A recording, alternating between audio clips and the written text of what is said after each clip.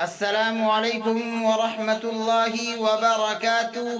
میں ہوں ایاز اللہ اور آپ کا ہمارے چینل پر خیر مقدم ہے۔ ناظرین، جس چیز کے بارے میں آج آپ حضرات کو بتانے والا ہوں وہ یہ ہے کہ قیامت، پل صراط اور سور کیا چیز ہے۔ ناظرین، مرنے کے بعد سب کو زندہ کیا جائے گا اور اللہ تبارک و تعالی کی کچہری میں سب کا حساب و کتاب ہوگا۔ اچھے کاموں پر ثواب اور انعام ملیں گے اور برے کاموں پر عذاب اور سزا ملے گی، اور اس زندگی کے بعد پھر کبھی موت نہیں آئے گی۔ اس کو قیامت اور عالم آخرت کہتے ہیں۔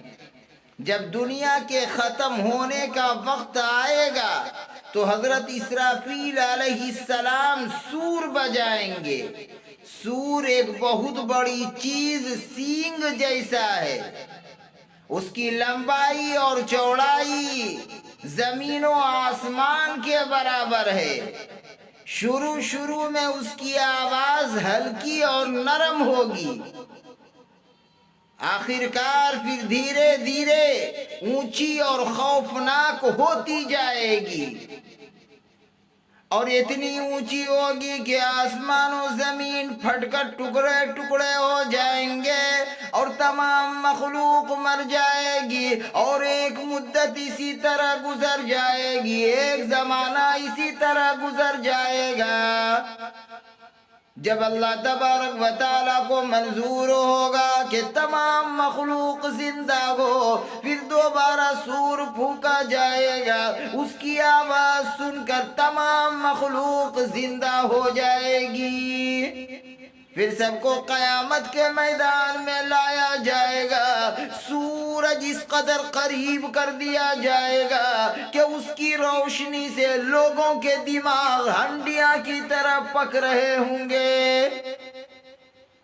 اس مصیبت، بھوک اور پیاس سے گھبرا کر سب لوگ انبیاء علیہ السلام کے پاس جائیں گے کہ آپ اللہ تبارک و تعالیٰ کے دربار میں ہماری شفاعت کیجئے کہ ہمارا حساب و کتاب جلدی ہو جائے۔ سب نبی کچھ نہ کچھ عذر پیش کریں گے۔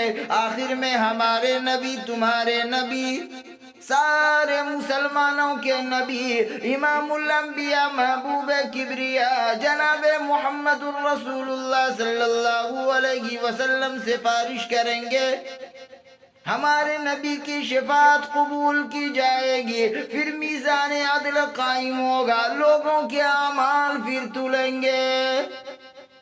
اس لیے لوگوں، اس وقت کے آنے سے پہلے تیاری کر لو، اللہ کو منا لو، جو گناہ ہو گئے ہیں سچے دل سے اس کے اوپر توبہ کر لو۔